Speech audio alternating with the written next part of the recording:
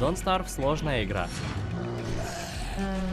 Выжить тут 100 дней — серьезное испытание. Но не для меня. Поэтому усложню задачу. Проживу 100 дней с самым хардкорным модом. Уничтожительные метели, кислотные дожди, прокачанные боссы, безумные монстры.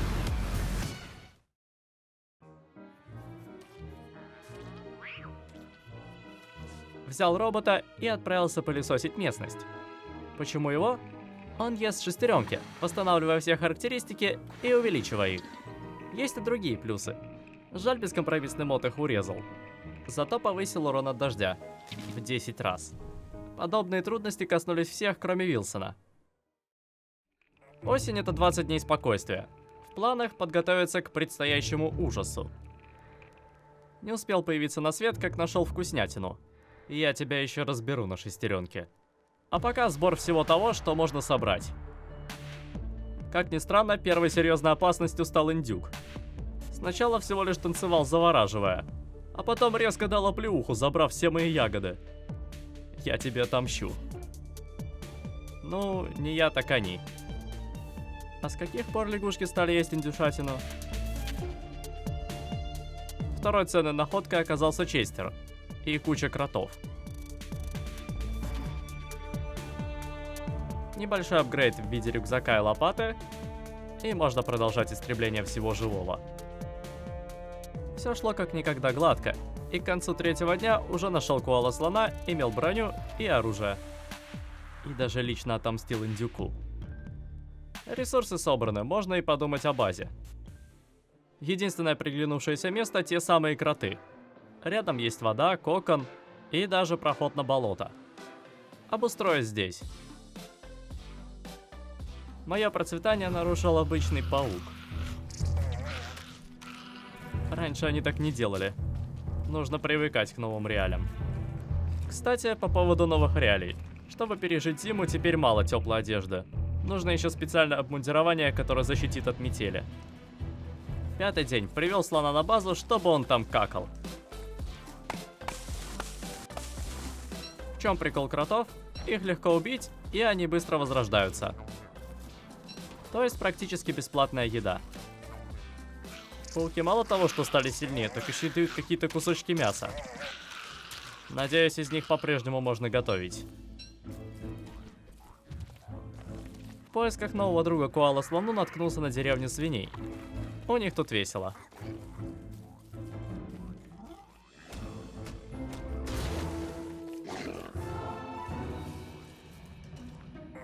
Найдя первую деревню свиней, несложно найти и вторую. С королем и охраной. Свою ярость от потери дома свин решил выместить на пауках, начав их избивать похлеще Майкла Тайсона. Теперь даже как-то страшно ломать их домики. Но остальные свинки оказались дружелюбными фермерами, которые с радостью поделились со мной своим урожаем. Не успел наудивляться свину-боксеру, как из земли выскочила рука. Не думаю, что атаковать ее будет хорошей идеей. А вот попросить свиней сделать грязную работу за меня — отличный. Кушать подано. Вдруг произошло то, чего я не ожидал. Дождь. Пол хп каждые 2 секунды. Благо хватило ресурсов на шлем и зонтик. Это уже 100% защита от влаги. А еще хватило ресурсов для 2 новых друзей. Назову тебя Грэм, а тебя Грамм. И у меня для вас есть первая миссия. Вперед!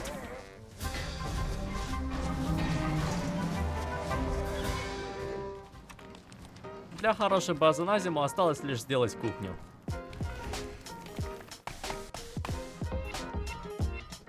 Готово.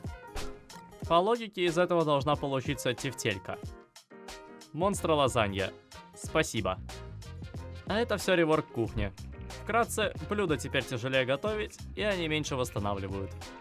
Потому сразу же сделал домашний улей. Чтобы всегда был мед в качестве дополнительного ингредиента. Мед — это, конечно, вкусно, но исследование территории никто не отменял. Мне нужны еноты. Вернее, их хвосты. Один из ингредиентов той самой шапочки. Привет. Пока. Ночь 12-го дня. Меня настигла шизофрения. Иначе эти звуки и туман я никак объяснить не могу. И этих явно недружелюбных скелетов тоже. Точно шиза. С помощью лодки соединил свой дом с болотом. Его щупальца пригодятся для уничтожения гончих и циклопа. Пустыня. Со скорпионами. И с новым биомом.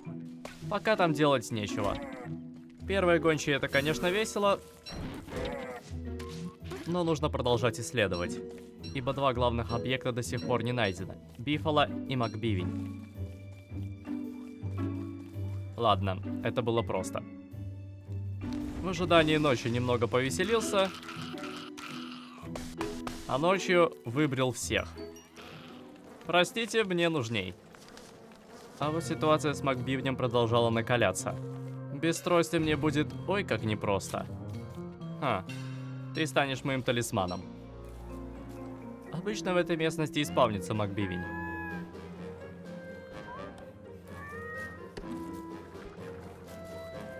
Ну, хотя бы ресурсов поднакопил. Ничего, кроме тьмы. Могу ли я им действительно доверять? Я напуган. Они все против меня. Что я сделал, чтобы заслужить такое? Я хочу выйти. Кажется, моя шиза прогрессирует.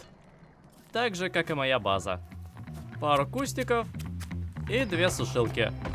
Теперь мясо кротов будет еще вкусней. Остаток осени прошел как в тумане. Устроил дуэль со скорпионом. Выигравшим бы я себя не назвал. Даже пофармил гончих, чтобы наконец-то сделать зимнюю шапку. Последний день осени. Запасся ресурсами на долгую и холодную зиму. И к превеликой неудаче, вместо того, чтобы найти моржа, нашел странное и страшное сооружение. Ближе. Позволь проклятию окутать тебя. О нем чуть позже еще зайдет речь. Паучок. Очередной плод моего воображения. Много паучков. Очень много паучков. Мне бы к психиатру сходить. Пока, паучки.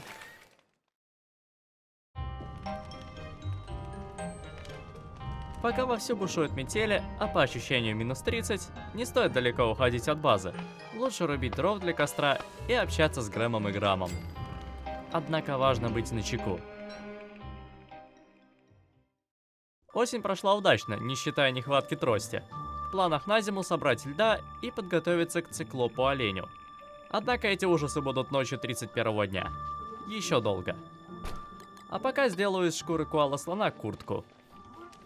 Убить бы его не составило проблем. Если бы не внезапная шизофрения, и слон не научился прыгать. А на ночные посиделки пришел не абы кто, а сам теневой конь. Вместо нормальной ночи получил игру в салочки насмерть. Это было весело. Веселей было только утром, когда слон начал задавать жару.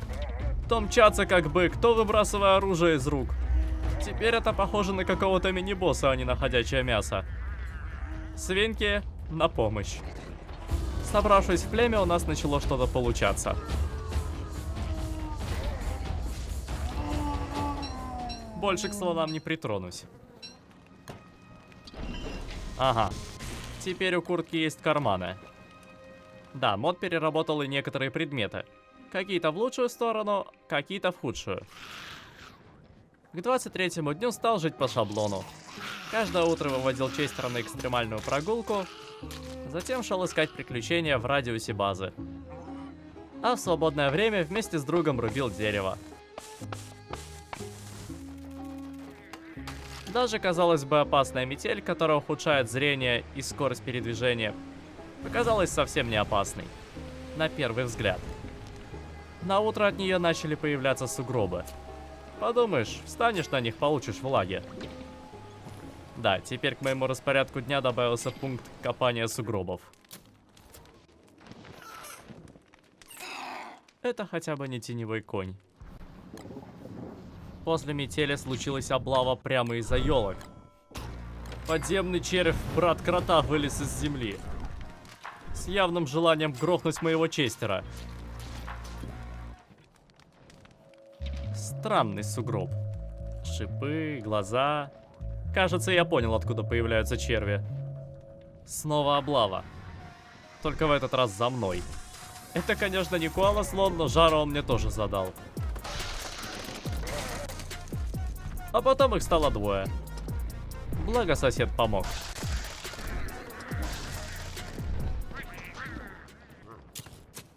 Приятным вечером затестил свой бумеранг, который выпал из этих чудиков. Прикольный. Да и чинится льдом. Ночь оказалась крайне неспокойной. Гончие. А ты кто? Понятно. Догонялки насмерть. Догонялки насмерть.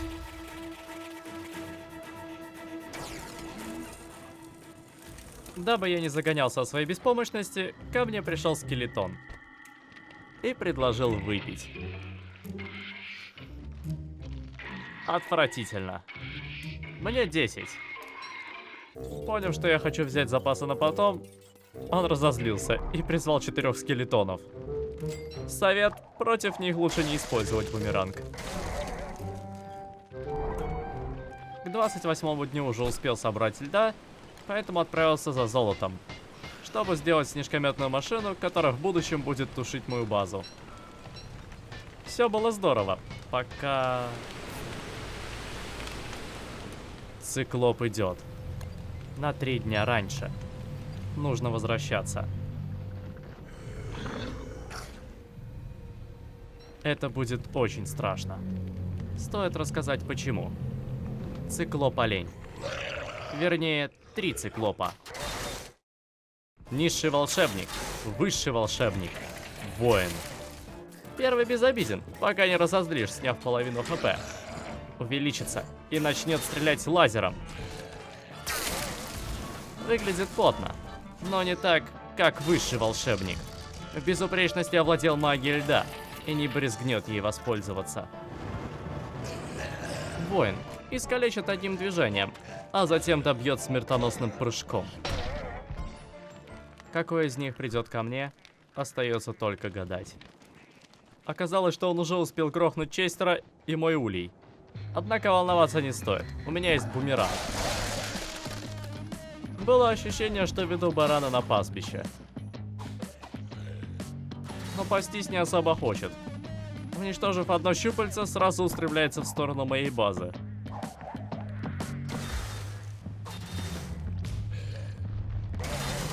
Вот это было неприятно. Шестеренка исправит. Скажу с уверенностью, что ко мне пришел не воин. Иначе бы уже попытался расплющить меня. А, это всего лишь низший волшебник. В принципе, мне очень повезло. А вот щупальцам не очень. Пока он занят, быстренько сбегаю до дома, чтобы взять льда и починить бумеранг. Как можно скорее вернулся к оленю. И тут же по-дикому огреб.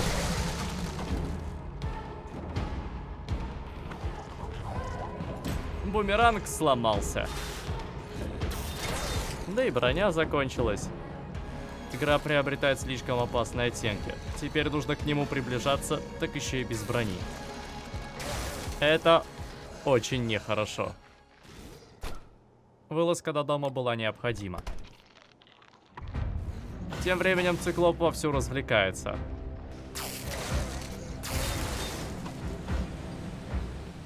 Доразвлекался. По ресурсам бой оказался очень затратным. Однако ресурсы, получаемые из циклопа, это окупают. Оленьи рога. Это крутое оружие. Но использовать его я не могу. Возможность появится только при активации челленджа. Обойдусь как-нибудь. Еще есть глаз. Из него делается лучший зонтик в игре. До конца зимы больше не о чем переживать. Поэтому спокойно собрал большинство ресурсов с болота. и сделал глазонтик. Добавил эндотермическое кострище, которое пригодится летом, и даже восстановил запас шестеренок.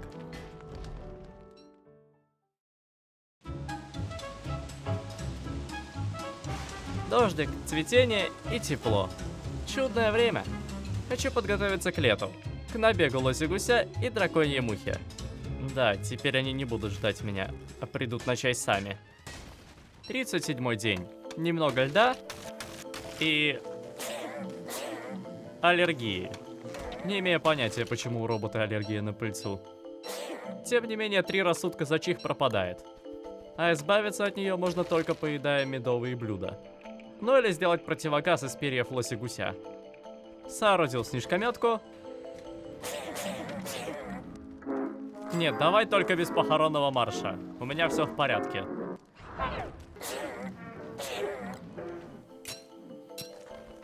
Ули на месте. Можно готовиться к лоси-гусю. Нет, гончие, мне пофиг, что вы научились стрелять с молниями. До связи.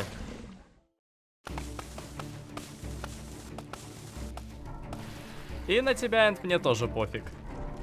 Истратил половину паутины на ремонт для шитья и палатку. Зато сон получился отменным. На утро Энд послал разобраться со мной своих подопечных. Хил готов, броня готова. На 42-й день сделал каску и отправился по грибы в пещеры. А заодно нашел зайцев. Хоть и убивают всех мясоедов, зато бодрствуют вечером. Думаю, понятно, к чему я клоню. У меня появится новый сосед.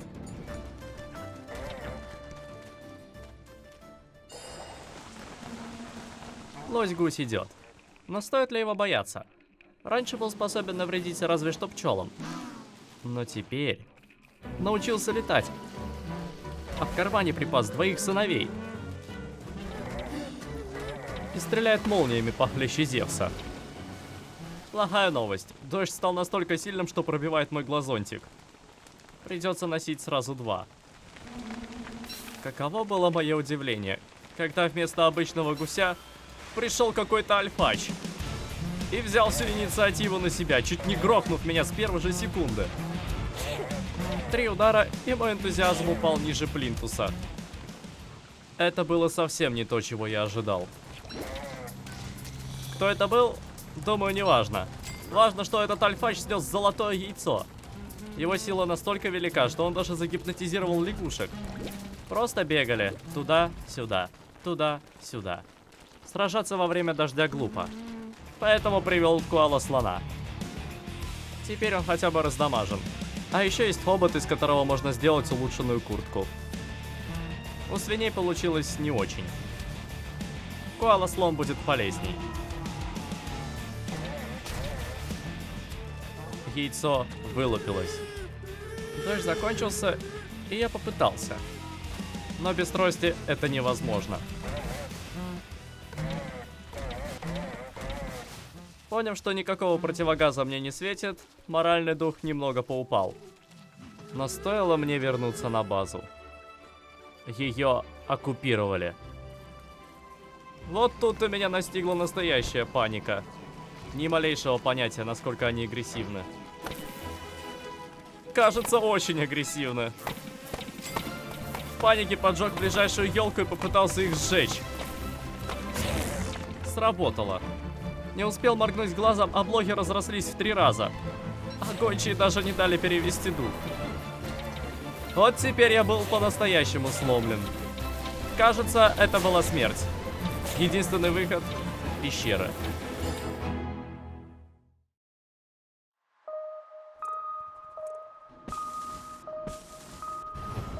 Привел себя в порядок и начал всерьез задумываться о том, что делать. Первая идея — зайцы.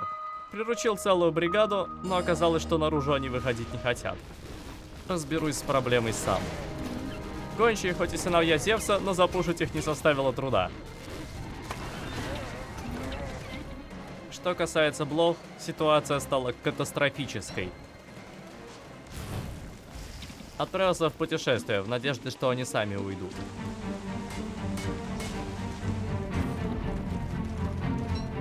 Но шли дни, они не уходили, а только разрастались. Тянуть было нельзя, единственный вариант — сжигать базу. Стоило включить снежкометную машину, как во мне пробудился пироман. Горело все. Я, блохи, коконы, база. Но в итоге все до единого были сожжены. Радоваться рано. Они чуть-чуть переехали. Крысы. Вы не вовремя. Мой пыл еще не остыл. Вроде самое страшное позади, но скоро придет драконья муха. Единственным вариантом будет ее взорвать. Важно как можно скорее накопить 25 пороха. Ночью погода нанесла сильнейший удар под дых. Дождь стал настолько сильным, что даже через 2 зонта проходит влага. Останавливаться нельзя. Птичья клетка и сама птица. Обменяю у нее мясо на яйца. 4 пороха есть, остался 21. Оставшуюся весну добывал яйца всеми возможными способами.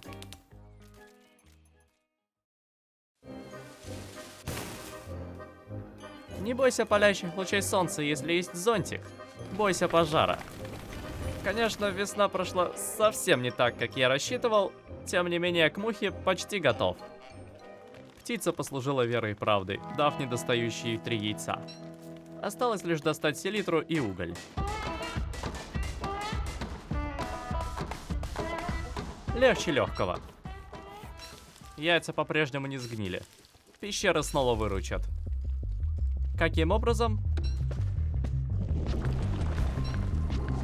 Жабой-поганкой.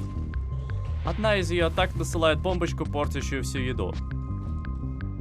По-моему, раньше она не дамажила. Получение тухлых яиц оказалось немного болезненным. Синие грибы исправят. 60-й день. 25 пороха готово. Пора вылазить наружу. Встречать дракона. Даже понимая, что победа у меня в руках, все равно волновался. Стоит рассказать почему. Изначально муха прилетает к тебе покушать. Но стоит до нее дотронуться, перейдет в режим терминатора. Прожарка. Огненная пощечина. Лавовый прыжок. Горячая харча. Одно лишнее движение испепелит меня. Спокойной ночи. Фух, как камень с души. Теперь это мой сезон. Из кожи жемухи намереваюсь сделать сундук. Заяц, добро пожаловать. Немного удивили гончие. Новые гончие. Будто огнемет поливали бедных свиней огнем. Изначально пришел к свиньям не насылать на них бед, а заполучить золото у короля. Да, немного больно, но ради сундука можно потерпеть. Особенно если его вместимость увеличилась в 2 раза.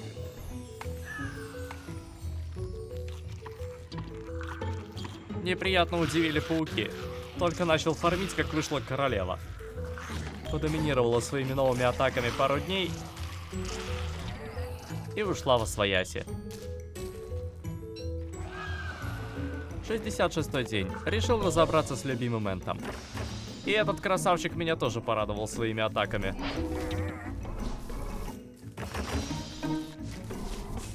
Даже не почувствовал. Выкопал круг в радиусе действия снежкометной машины. Чуть позже заполню его брусчаткой. Когда медведь-барсук соизволит прийти и натоптать немного дерева. В ожидании барсука решил поставить блох на место. А то уж что-то слишком сильно начали разрастаться. Затем вернулся к надеждам найти Макбивня. Вместо него отыскал сундук из террарии. Что ж, глаз это тоже неплохо. Завалю его. Какое же чудное место для босса. Ну и для гончих тоже. Дружок, не следовало тебе посещать жабу-поганку. Кстати, о жабах. Кажется, у них начался сезон размножения. Иначе не могу объяснить их окрас и огромное количество. Хотя это даже радует, потому что начали есть в край обнаглевших блох. С радостью бы помог им, да вот только медведь идет. В чем же его особенности? Он подкачался. Теперь мышцы барсука способны творить невероятное.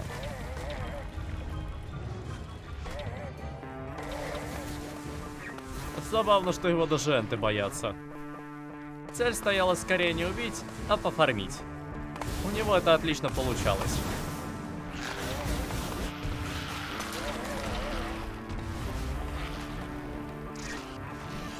Даю слово, это вышло случайно. Просто убегал от свирепого медведя. А дальше как-то само пошло. Да, неловко вышло. Зато мясо на пару лет вперед.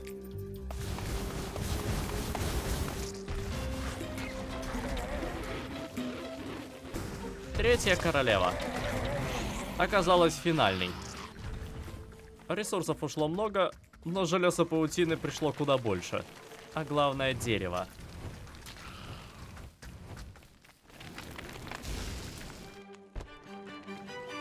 Лягушки, я обещал вам помочь.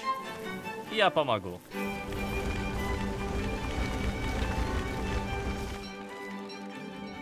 «78-й день. Полазил по полям битвы с циклопом и пособирал ресурсов. Обезьянки решили составить компанию. Глупые обезьянки. Вернулись, значит. На этот раз действовали умно, уворачивались. Еще и на роб основали. Самое время вас потравить. Ядовитый джем. Ну-ка. Понравился, значит. До 86-го дня собирал все дерево.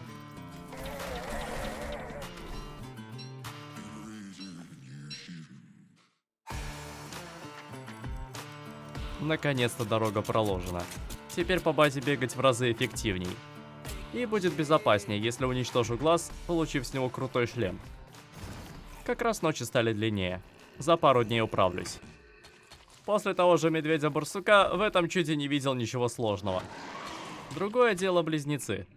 Над ними прямо сейчас работают создатели мода, делая их в разы сильнее. Без трости, конечно, не очень, но флексящие скелеты меня поддержат.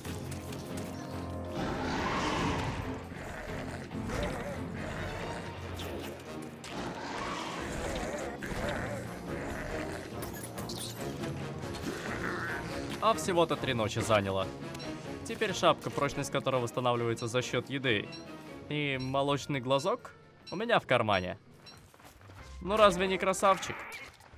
Больше не нужно воровать жопу у свиней. Поешь. На белую слизь были особые планы. Сперва нужна яичница. Отлично, теперь вперед в каменный биом. Прямо к логову питомцев. Твою мать. Ничего, лунный камень все исправит. И первые железы ушли на лучшего друга. Глазик. Теперь выживать будет не так одиноко.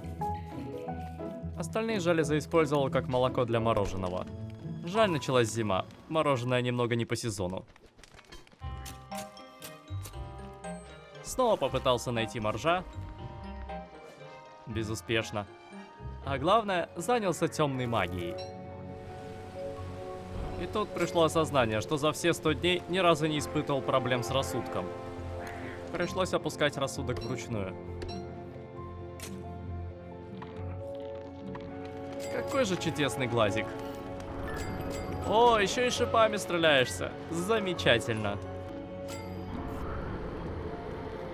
Ну, а ты чем стреляешься? Понял. Топливо ужаса успешно накоплено. И первая магическая штучка готова. Мышиная бита. Бьет как шипы щупальца, но при этом восстанавливает здоровье за счет рассудка.